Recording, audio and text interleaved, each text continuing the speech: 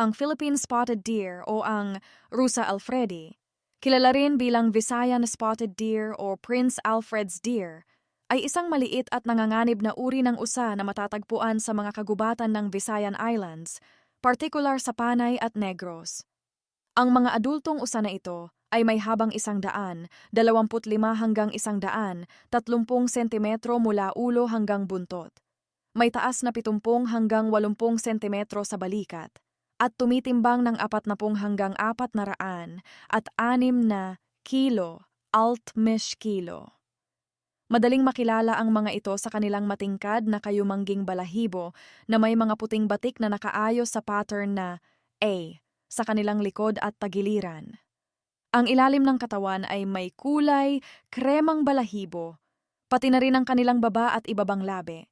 Ang mga lalaki ay mas malaki kaysa sa mga babae at may maiikli, makakapal at magagaspang na sungay. Alam nyo ba? Ang Philippine spotted deer ay itinuturing na pinakananganganib na uri ng usa sa buong mundo. Sa kabila ng kawalan ng natural na mandaragit sa kanilang kasalukuyang tirahan, ang kanilang pangunahing banta ay mula sa mga tao dahil sa pangangaso at pagkasira ng kanilang tirahan. Like, follow, and share.